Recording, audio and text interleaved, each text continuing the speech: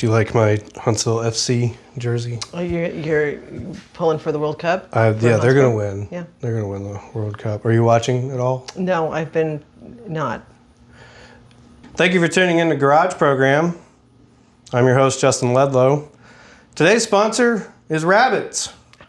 They're fucking everywhere. Get your rabbit today. Seriously, someone come get this rabbit. Hello, rabbit. What are we doing in my yard, rabbit? Okay, bye. My guest today is comedian and film connoisseur, Canassier? Canassier is Please welcome to the garage, KB Singer. That's right. That's me. Here I am. KB Singer, you are a big film and movie person, so I want to hit the ground running here. Let's do the Letterboxd top 4, except we can't call it Letterboxd, so we're going to call it top 4 favorite movies of all time. Okay. And go. Joe versus the Volcano, Josie and the Pussycats, Jackie Brown, and Elizabethtown by Cameron Crowe. The least one of his lesser considered films, but I love it. You fired those off quick. Yeah, because I'm a professional connoisseur. Mine, Apocalypse Now, Arrival. Okay. What did I have? I don't know. What are my favorite movies? You like people showing up places. Dazed and Confused. Yeah. And Children of Men. Okay, I thought you were going to say Showgirls. And then you said Children of Men. Children of Men. Yeah. Honorable mentions, Blade Runner 2049 and Donnie Darko. Ah, Donnie Darko, yes. Yeah. Donnie Darko was a huge influence on emo Justin years ago. And a weird movie. Weird movie, great movie. Delightful. You know what? I like The Box. A bunch of people hate The Box. I think it's terrible. I thought it was amazing. I thought it was fun. But that's just me. Maybe I'm weird. You like what you like. I like what I like. That's good. You know what? My dad hates Letterboxd. Like not the app, but like the aspect ratio. Yeah, like he gets mad if a movie's on TV and it has the blocks because he's like, I don't like it with the black bars on it. I want to be able to watch the movie. And I'm like, Dad, you're watching the movie. Yeah, because if you crop it, you're not watching. You're seeing some of it. You're seeing part of it, and I've tried to explain that to him before about like you're actually seeing more of what they filmed, but he doesn't listen. You run a shop at Clinton Row here in Huntsville, Alabama called KBS VHS. Please tell our 11 subscribers about that shop. Well, I am 2 of those subscribers, so... Oh, nice. Please tell our 9 subscribers. It's a shop that sells movies on VHS, DVD, and Blu-ray, and every once in a while a 4K that floats in there. I sell secondhand media because I don't want it to get thrown in the trash. That makes sense. I love movies, and we're in an age of people getting tired of chasing movies on streaming, so they come to buy movies physically on a format. Yes. And I'm there to do that and talk at people about widescreen ratios and why they're better than... I'll have my dad come see you. Yeah, send your dad out. I don't know. Get to him. So you sell VHS. VHS, for those of us who are of the TikTok generation, not me, that's not I. I used to have a VHS player, but what does VHS stand for? Video Home System? Video Home System. I think we could stand for something else more technical, but I do believe it stands for... That's what VHS stands for. What do you stand for? I stand for cinematic integrity. I stand for something important, which is when you're invited to a place, you bring a gift. Oh, I got a gift? First, oh, this is amazing. First gift for, it's a Menards cup. For your garage. Oh yeah, I also, listen, I've been on hold. I don't want to miss this call. Oh, so. yeah, just... Yeah, you're still there, yeah. Okay, great. We'll make sure that this gets put in a good place. It's a very good gift for a garage. It's got tools on it. This is a very good gift. I appreciate this. Yes. A future guest, a precedent has been set. That's right. That's what I stand for. If you do not follow precedent, your video will not be aired. And it's important to really display that the Goodwill sticker is still on there. Still on it, and will remain on it. You know, AI is a big thing right now.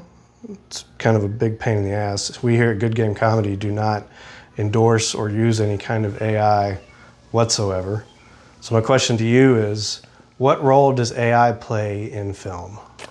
Oh, this is a big conversation right now because the big dogs are kind of like, we have to adapt to it. And everyone else is like, why? Why? And no one has answered the why. No, the only actual practical application I've heard someone pitch that I was like, oh, interesting, has to do with like technically giving it specs to do like storyboards, because a human artist is always going to have their perspective on it. And if you're literally like, what does a 35 millimeter lens look like if I have this as the scene? But then it's like, then you just look through a lens. Right. I feel like anything that AI could accomplish quickly, a human could do. It just might take like slightly longer. Yeah, and it's always going to have a human spin on it, but that's what we want. That's what we want. I would think. I mean, that's great though, but actually I meant the 2001 Haley Joel Osment film, Sure. AI Artificial Intelligence. It ends 3 times. There's like 3 endings to that movie. That's why it's so long. Viewers, I'm not going to lie to you, I have not seen that movie. It's I rewatched it maybe last year in my store on VHS, so I wasn't really paying attention to it because I was working. But Who else is in that movie? Jude Law. So I think just Kate Blanchett is maybe in it. We're going to say yes. She might as well be. I was thinking for a moment Ewan McGregor and Scarlett Johansson, but they're in a separate movie about Called the The future Island. called The Island. Why did I get that confused? Because it's futuristic. I actually unironically love The Island. It's not in my top 4, It's definitely not a letterbox pick. but it's got Steve Buscemi in it. It's Anything with Buscemi's. The Island. That's a good little sci-fi. I think it's a fun time. I'm gonna have to go back and check it out because I have not looked at it at all. I've got Arrival and Children of Men Yeah. and Blade Runner in my mentions. Children of Men, I talk to people about that movie and they're like, why do you like this movie? This is depressing and dark. That man runs in flip-flops down a hillside yeah. to push start a car? Yeah. Come on. That whole one shot, when they're going in there to like rescue the baby and that's that one shot, I was like, this is awesome. Yeah. That's Alfonso Cuarón, Alfonso right? Cuarón, Yeah. yep. He did Harry Potter and the Prisoner of Azkaban. that one, and what's the one I'm trying to think? Gravity. And Gravity. What a spread. And yeah, pretty wild, almost a discography. He's not a musician. No. Filmography would be the word. You know, that's one thing that I like. If I find a director that I like, I'm like, oh yeah, I'll watch anything that they make from now on. Like Denis is probably like, he could make whatever and I'm gonna watch it because I think his stuff is very, very good, especially Sicario. Which I haven't actually seen Sicario. Oh man. He didn't do the sequel. I knew That was, what's that guy's name that does Yellowstone? Oh, it's Taylor Sheridan. Taylor Sheridan. He took that over. But Taylor Sheridan also did Hell or High Water, which is amazing. Also, Wind River is an excellent Wind movie. River was really good. I like to do the whole like, this person did this thing, and then this happened, and then this person did that thing, and then there was this, and then Kevin Bacon. And then Kevin Bacon. then Kevin it always Bacon. comes back. Yeah, Wind River is a little bit of like a Marvel side because you got John Bernthal, Elizabeth Olsen. The guy that is... Isn't Jeremy Renner in that movie? Yes. Yeah. He's like the main, Yeah. For a second, I thought Pre-snowmobile accident, which is kind of weird. because it's a bunch of snow in that It's a bunch movie. of snow. Yeah, I don't know why I brought that up. Sorry, Jeremy. he's watching and he's Yeah, he is. upset. I'm sorry. I will gladly take your place as Hawkeye in the Marvel movies going forward. Just a thought. Why not? Just throw it out there. Never know who's going to be watching. What's the woman in Hollywood that does everybody's casting? Allison Jones. Hey, Allison Jones. If you want to cast me and KB for anything, we're open, baby. If you want Allison Jones, you can go back and look at my filmography of background performances and see my my work on shows like ER, where I played a lesbian in a bar, and Power Rangers Wild Force, where I played a citizen of Angel Grove running in a circle away from putties. Which one of these was the most exciting work you've done as an extra? When I did Firefly, Firefly. I'm in 3 episodes of Firefly. You can see me in one of them. I'm a mutter in Janestown. Oh, nice. Yeah. That was shot. That episode I shot on my birthday. Oh, very good. What a way to spend a birthday. At the time, I was a big fan of that man who made those shows. Yes, we will not mention his name. Trash bag man. Anyway, yeah, that was the cool gig because the show hadn't come out yet, so everyone was just kind of making weird sci-fi. Nobody knew what it was going to be, and then they canceled it after. And then they canceled it, and then they made a movie. Scary Movie 6. Movie of the year? I haven't seen it, Oh, so I don't know yet. and the year's not over. No, I did hear Marlon Wayans and Anna Faris on not a podcast, but a video, loosely tossing around the idea of a White Chicks and House Bunny crossover sequel, and I think they should do that. That would be the movie of the year. White Chicks, House Bunny crossover. You know what? Yeah. Never seen either of those. You have homework to do. I do, but I mean, I do enjoy movies, but I also, my attention span is, Yeah. what'd you say? Mm-hmm. Oh, the one with Charlie Sheen when the aliens are, do you need to get that? Oh, hold on. Yeah. No, yeah, I'll hold. I've been holding. 4982. Yeah. Okay. Yeah, I'm here. Yeah. I'm here still looking for the file. Funeral homes can be a nightmare. You try to get a warranty on a casket, it doesn't. They're a mess. I'll have my people call those people so that they can get in touch with your They people. can't get through because the line's busy Oh, God. because we're on this. Get another line, folks. I have here a movie theater seating chart. Okay. Let's say you're going to the movies. Yep. Where are we sitting? Well, here's this is a little different than the standard AMC layout. So what I like to do is I like to sit in this row D here, Okay. but I like to be behind where they have the railing up, True. so I can put my feet up Gotcha. during the movie. And I like to be on the end, but so probably here I would choose like a D13. Okay. Which is a little deep I like that. in the aisle, but that's okay. Close to it. I get that. I'm going E9, E8. Okay. Somewhere right in the there. center. Dead center, kind of up. And at this particular movie theater, which is the one that we go to often, those are sort of luxury seats, so they recline back up and everything. So that's kind of our typical choice. I do want to say something publicly really quick. To the psychos who choose the A and the B rows, are you okay? Do you need medical help? I recently, and I'm going to put this person on blast because I don't really care, and I'm not like super friends with this person. We recently went to go see, not recently, but when it came out, friends of ours got tickets to Project Hail Mary. Okay. As we're getting close to going to the theater, the girl that had sort of bought everybody's tickets goes, "Oh, hey everybody, get your glasses." And I immediately was like, "You bought us tickets to see this movie in 3D, and that's another big no-no for me. I don't care to see any film in 3D. I just don't see the purpose of it."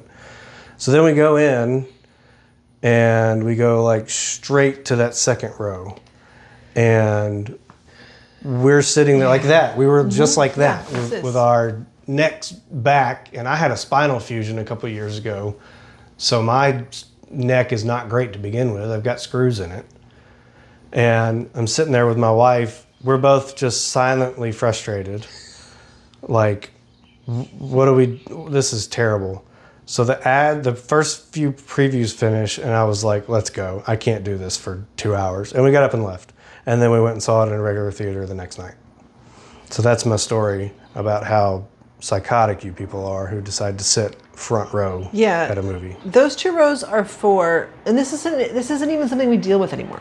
Those 2 rows are for, you're going to see a major movie on opening weekend. You, for some reason, waited too long, but you need to see it so you don't get spoiled. But not in 3D. 3D, no. You might forget about it. No, that's you're just gonna you're taking in the experience at a bad angle, and then in another dimension, It's just a recipe for sickness. They shouldn't even sell those seats for 3D. I agree with that. Because there should be Right. a clause in the paperwork. Of the 3D that you cannot... Don't sit here. The third dimension does not work No. if you are in those first two It rows. doesn't. It does not. The blues and the reds do not line up where they're supposed to. It's math, Yeah, folks. it's clearly science. So when you're not at the shops at KBS VHS, what else are you up to? Well, I'm out telling people about cinema. I'm teaching some, teaching is a word. I'm hosting some film appreciation sessions at the Independent over the summer. Nice. I am... The Independent, where Ultimate Improv Challenge is happening, July 15th. Yeah. And their front row is still far enough back Yes, where you can, that you can enjoy yourself. enjoy the experience Yeah. and see the screen and see us do comedy, which that night you'll see us do both. A little bit of stuff on the screen and the comedy in front of you. But for your things, they're obviously Yes. mostly screen, I imagine. Yeah, I do a little talk about whatever the topic is. We watch a movie, and then afterwards we talk about it. I do that. I don't know what else am I doing around town. Sometimes I do comedy. I got to get back on the stand-up comedy horse because I did that for like 4 months and then haven't since. Oh, that horse may be dead now. Probably. I You have just to get a new horse. Listen, the stuff I've done in sketch comedy, Dumpster Fire News Hour, comedy stuff on Dumpster stage. Fire and sketch shows at Shenanigans. Yes. Some film things at Shenanigans. Movie showings, screenings, whatnot. Yeah, those ones don't have a talk element to them, just a showing. Just, hey, come watch the movie. See a movie. Why not? Go to Shenanigans, see a movie. Go to Shenanigans, see a sketch show. I had someone ask me, what is the difference between a skit and a sketch? Yeah. Is there? Yes. Okay, well, this was genuinely something that I had not heard of. So what is the difference? A skit is like just kind of a jokey bit, whereas a sketch is just has a more of an in-depth arc to it. Okay. Actually, something that I was teaching in the sketch comedy class that we used just as an intro, the Who's on First bit. Yeah. Right. Abbott and Costello. Mm-hmm. Abbott and Costello. It sounded weird when I said it that first time. The two aliens from Arrival. It was exactly, yes. There we go, baby. They come in tentacly and they tell their Cephalopods. circular jokes. No, they that whole bit is really it's a skit. It's not a sketch because it's a joke that just keeps getting repeated. It's just Right. the joke is Okay. everybody's name is a thing that also means something else. Have you ever experienced the leaf blower of instrumental post rock? No, It's a leaf blower that plays instrumental post rock music. I'm ready.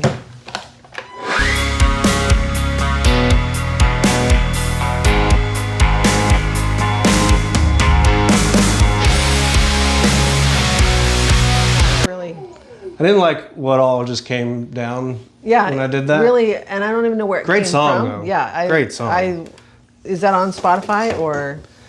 That's a band called Sunbleed. You can get their music on Spotify now. Thanks to my friends at Sunbleed for the instrumental post-rock I think that's- leaf blower. Stand-up comedy. You mentioned you'd been doing that for a little bit, trying to get back into it. Why did you start doing that? And had you done it prior to being... We also did not even mention the fact that you're not from here. You're from I'm from Southern California, the Los Angeles area. the Los Angeles area. Yeah. Came to Huntsville 2022, 2022. 3.5 years ago. So had you done stand-up prior to being here? No, Not at all. no. It was an area of comedy that intimidated me because it's so different. It's so vulnerable. It's very much, I am very comfortable on stage if I'm in a play, if I'm doing sketch, if I'm even just asked to kind of come up and introduce something, doesn't bother me. But stand-up was like, how do you navigate that? What is that? How do you decide what you're going to say? I went to Moody's to their open mic night, and Shout out to Hope Rangel. That's right. For running the Moody's open mic Yes. every Tuesday. Tuesday, yes. I got that right. Yeah. Well, And I had been noodling with it a little bit, so I'd written a few jokes and didn't tell anyone that I was going to do it, and then just showed up and jumped on the lineup and Nice. went for it. And so I solidly for, I think, 3 or 4 months I was doing it at least twice a week, just to figure out what the rhythm was. And then we kind of hit holiday season, and then that's when I fell off. You recently had a stand-up comedy show in your shop. I did. But what some people might not know is that your shop is relatively small. Is your shop as big as this garage? It's smaller than this. It's smaller than this garage. It's about half this garage. It's a 10 by 20, so it was small. Interesting. And had how many comics were on the show? 6. That's so cool. We had a full lineup of comics. And the way it was, people, it was standing room only, literally. That was the name of the show and the reality. And we had 20 people turn That's out. awesome. And they jammed in and kind of stood outside the doors in the hallway and had a good time. And I would do it again. Absolutely. Yeah. Do you have any questions for me? Yeah, isn't this a D&D podcast? I saw your first episode and it was mentioned, so I brought my dice. You hear all that ASMR. I'm trying to get this into an ASMR podcast. All right, what's that add up to? What do we get? 40. I want to be clear that this is not a D&D podcast. Damn it. All I want to do is be on a D&D podcast. That's all the time we have for today, folks. My guest has been KB Singer, owner and operator of KBS VHS in Huntsville, Alabama on Clinton Row. Go down there and get you some physical media and maybe learn some more about film and movies and find out if this phone call ever gets answered. Well, I'll be back.